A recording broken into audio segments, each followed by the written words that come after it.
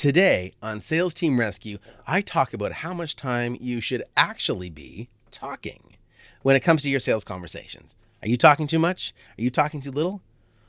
What does all the research say, and how accurate is it? To find out, stick around and join me on this episode of Sales Team Rescue. Hit the music. I'm Sales Team Turnaround Specialist Jeremy DeMerchant, and each week I bring sales leaders like you, experts and insights that will help you level up your leadership, motivate like a master, and ultimately crush your comp plan. If it's time to raise the bar on your team's performance, then it's time for Sales Team Rescue. Welcome to Sales Team Rescue, episode number 129. I'm your host, Jeremy DeMerchant, and today I want to talk about talk time. Now, talk time can mean different things to different people. When I was 19 years old, sitting in a call center, talk time was the amount of time that I was actually on the phone with a prospective client. But in this context, I'm not worried about how much time you spend on the phone with a client, although we can dig into that in another call because there are some things to consider. Today, I want to talk about talk time in the context of how much time you're talking versus when the other person's talking. Now, I've done a little research here, and a lot of what I'm finding is just painting a blanket statement saying that in sales, the salesperson should talk 20% of the time and the prospect should talk 80% of the time. And I like the concept of that. The idea that the prospect speaks more. It makes sense if you're taking the approach where you're asking open-ended questions and trying to dig in and actually solve problems for them. But I went back through some of my calls, and especially in the last couple of weeks, and I've been doing a fair amount of sales calls for a fair amount of different clients. And what I found is that I'm never 20% or less talking. However, I'm normally pretty low. I've seen situations where a salesperson will come in and probably talk 90% of the time. And there's a rare occasion where that'll work, but in general, not the best way to go, especially if you want to teach somebody sales and let them model that. There's a very, very unique kind of personality that can effectively sell speaking 80, 90% of the call and actually create an environment where the person wants to buy and doesn't have some kind of buyer's remorse. Because often, not always, but often when that's the situation, people feel like they've been pushed into something and they haven't had time to think about it. And they'll often change their mind at the last minute or not pull the trigger. So I want to step back because the first blanket statement I mentioned, a sales rep should speak 20% of the time and the prospect should speak 80% of the time. I've never achieved it. Well, I can't say never. I'm sure there's been situations. But in general, I need to be more involved than just 20% of the speaking. However, as I looked through the different kind of calls that I was reviewing for myself personally, I found that there were different types. And I've got clients right now where I'm helping figure out processes for them. So in some cases, I'm jumping in on calls. And some of them require demos of software. Some of them require very complex programs. So like online programs, things like that, but have a lot of moving pieces, some done for you, some done with you. So there's more complexity to them and often requires some more explanation. And then there's some that are more simple programs that are fairly straightforward and you can focus on the outcome. So I just want to go through each of those because I think there's a difference based on the level of engagement you need. So as a general statement, though, I am happily going to go with the general statement that you as a salesperson need to be speaking less than the person you're speaking to. Okay, the prospect, hopefully future client or a customer. But let's get real numbers. And I'm happy to share, like I was looking at some of mine and I found myself in a place where I was very much just listening, sitting back, asking the open-ended questions, engaged. But the lowest amount of talk time or my time speaking compared to the prospects that I could find was about 31%. So I was 31, they were 69. And that turned into a great sale. But I needed that dynamic to be able to learn the ins and outs. So that's the basic.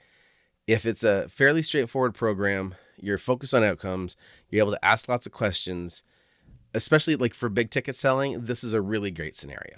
Okay. You're talking 30, between 30 and 35%. The other person's talking 65, 70%. I think that's the magic sweet spot for big ticket sales, because they need to be fully engaged and they need to share their goals, their priorities, and things like that. But there's still things that you need to guide them around, or make sure they know. You don't want somebody signing up for a package or a program and they're not even aware of a piece of it.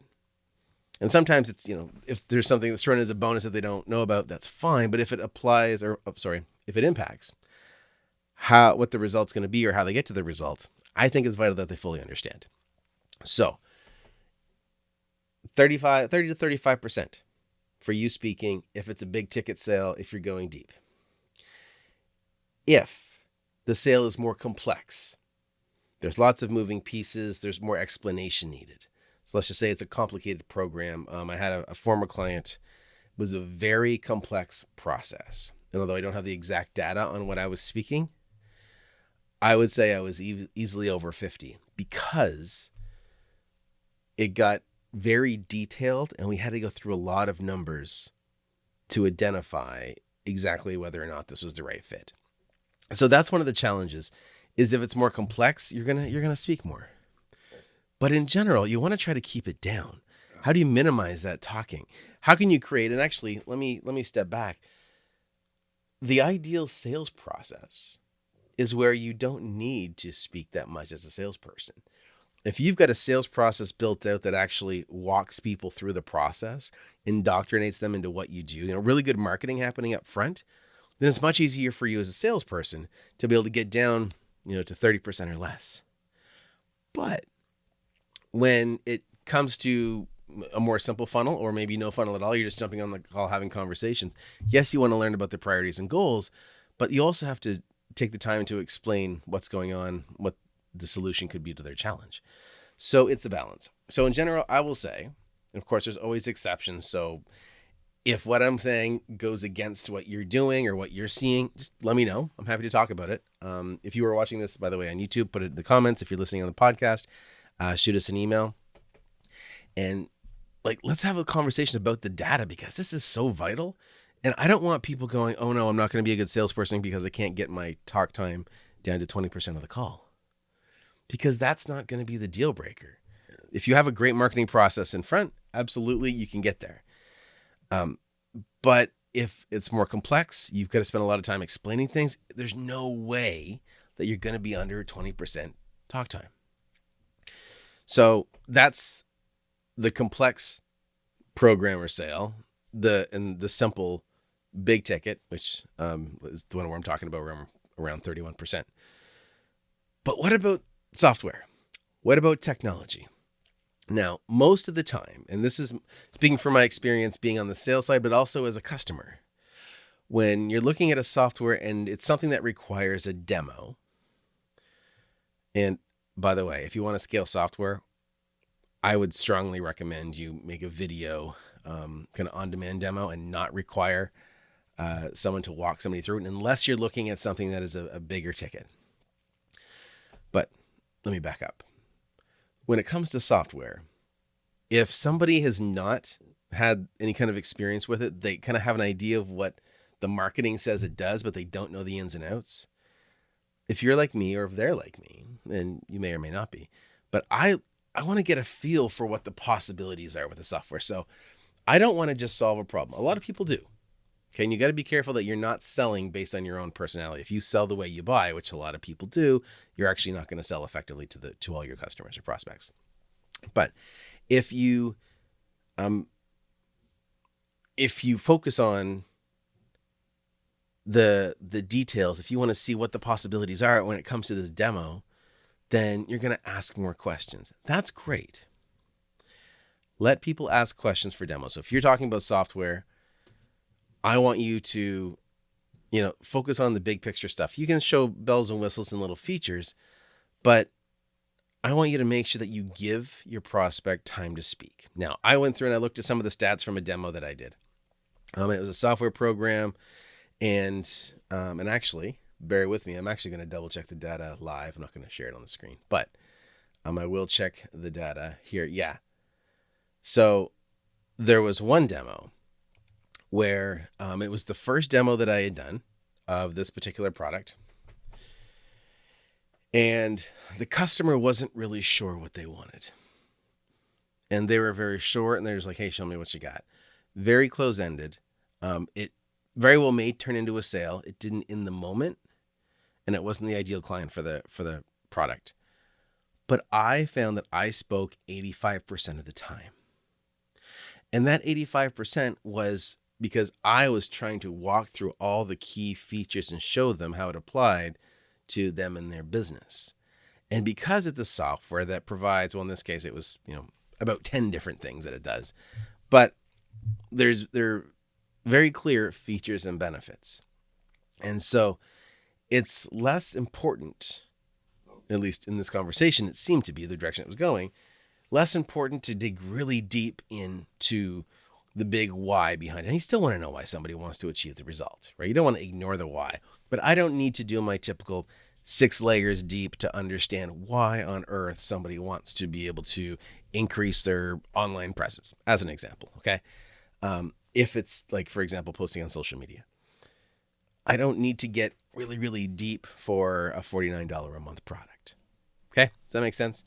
So bigger picture, bigger product, higher level. You absolutely want to put yourself in a spot where you can dig deep and let them tell you all about their hopes and dreams and priorities and goals and the challenges they faced and how they're feeling about it, what it'll feel like when they accomplish their goal. You want to dig deep into that.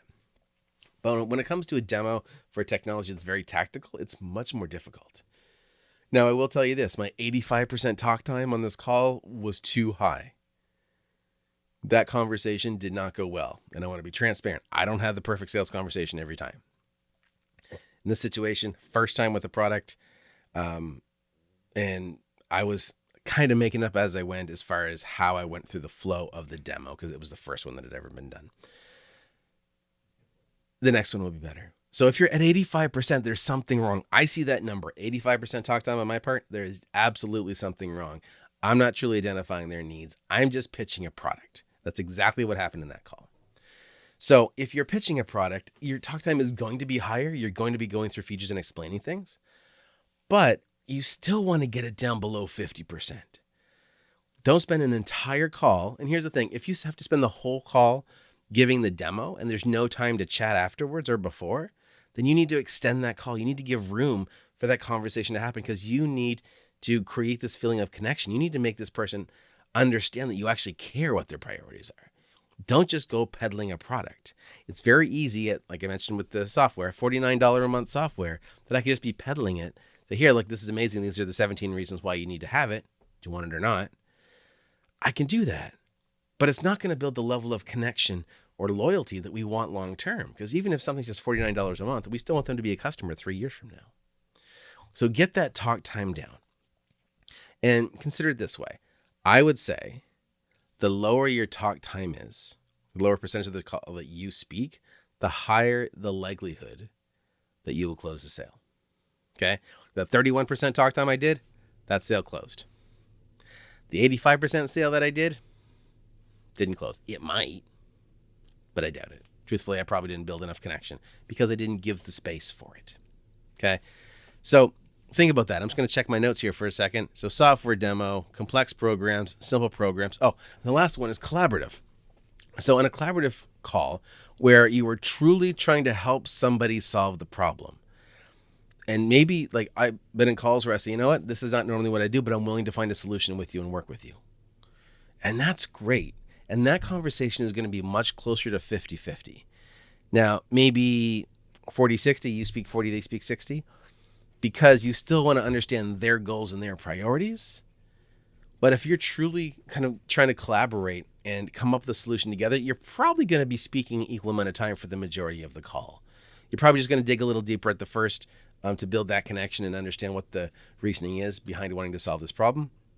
And then you're going to be back and forth. So, don't beat up on yourself if you're at 50% or 40% talk time on a call where it's very collaborative and you're creating something with your prospect and not just selling a specific package or offer. So let me run through those again. One, software demo. This is not going to be in the order I said it. I apologize. One software demo, you should still be around 50%. Okay. If you are spending the whole time talking because you're talking about the demo and you're not engaging the customer, you need to make more time at the end of the call or at the first of the call to build that relationship, that connection, and give them space to be able to talk about objections, talk about concerns, what might get in their way. You need to have that part of the conversation. So software demos, get them down closer to 50% of how much you're talking. Okay. Complex sales. If they're more complex, there's more explaining. And so that is also going to be somewhere around 40 or 50%. If you're explaining these are the key pieces for the offer you're getting, you still want to make sure they're talking more. But I would target a 40% for that. Okay. Understand that you're going to talk more than a simple sale or a high ticket sale, because a high ticket sale is going to land somewhere between 30 and 35%. But 40, maybe even 45%, if it's something where you're doing a lot of talking because you need to explain key things, I think that's fine. Another thing you might notice when it comes to talk time and your percentage of talk time in a call is if there's multiple people you need to address, you'll notice your talk time might creep up a little bit. Don't be hard on yourself. That's fine, because there's some validating of everybody's concerns or points or ideas that you need to do. And so their response back for you might be a little bit higher, because you're not just going to ask that one question about what's your goal, but then the person next to them, they've got another goal. You're just going to do a little bit more. But in general, you want to be 50% or less. And that's only if you want to be that high, only if you're doing something technical where you've got to share the details of what's included because they have no idea. But in the perfect scenario, either you've got a big ticket sale, you can talk high level, and their goals, their priorities are the key point of the call, and your solution is just going to help them get that. That becomes easy. You sit back, you talk 30-35% of the time. If you can get it lower, by all means. In these calls that I'm mentioning, I wasn't specifically trying to get a low number to, for the purpose of the show or anything. This just happened to be today. I thought I wanted to talk about this, and I went back to look at my stats. So consider that. Why? This is an interesting piece that I just thought of. Why is it that a bigger ticket sale where someone's focusing on their outcome, why is that? I'm going to call it easier because you're only talking 30% of the time. Why is that the case? Why, in the examples that I looked at, why was my talk time higher in the lower ticket, more technical sales? Well, and it's interesting because the price point, varied based on all these different types of sales, but the more I spoke, the less likely I was to get the sale. And the dream spot, if you're designing your business, and I want to be careful because I don't want to get off into this tangent of how to design your offer, but the bigger ticket you can make your offer, usually, depending on your business model, and I don't know enough about your business model to give you direct advice because you and I aren't having a full conversation back and forth right now.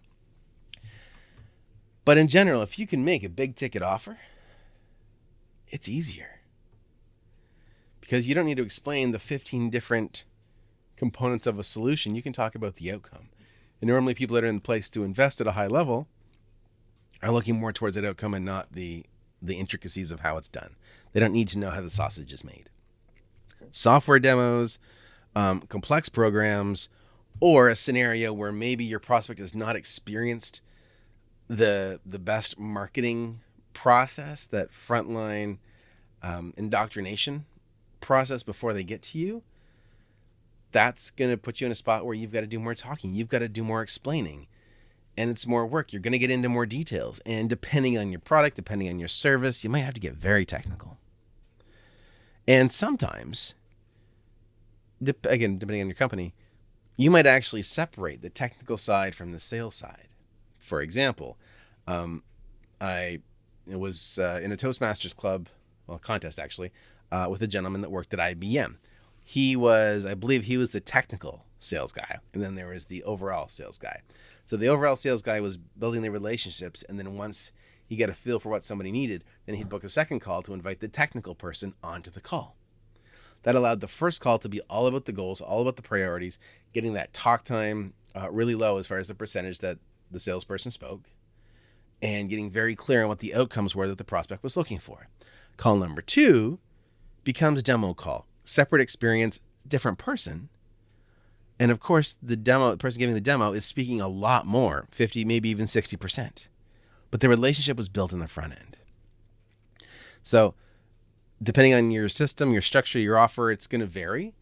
But all this to say, think about how much time you're spending on your calls tracking.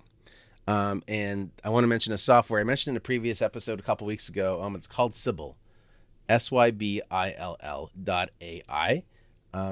Check it out. It's free. And what it'll do is integrate with your Zoom call. So it'll give you statistics about your talk time. It'll do transcriptions of your calls. It will actually highlight key things. So anything that's negative, it'll highlight as a potential objection. And it does a whole lot of other things as well. Check it out. It's free. Integrates with Zoom. And I believe it'll integrate with other platforms in the future. But fantastic. Basically, it's a note taker that joins your Zoom calls with you. Phenomenal. Everybody should use it. And the beauty of it is that it lets you do this feedback. You can see what is going on in your sales calls. It'll actually track and say, yes, this is where the person was nodding, and this is what you were saying at that time, or this is where you were nodding, or maybe you were distracted, or you were being attentive. It'll track all that stuff. And it's going to give you a lot of, feedback, a lot of things to consider when it comes to your calls and the ways that you can improve. Because you know what it should be. You know you shouldn't be speaking more than 50% of the time in a sales call, especially if it's a first call. Okay, you need to connect with them.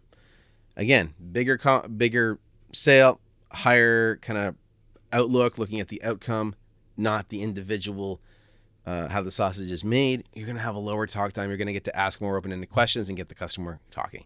As you get more technical or the more detail comes in, you're going to end up speaking more. But you can actually remedy all of that if you've got a nice marketing process on the front end. If somebody's already seen a quick demo or some tutorial videos or understands at least the problem that a technology is solving, then you get to go back to having the conversation of why is it important for you to solve this problem.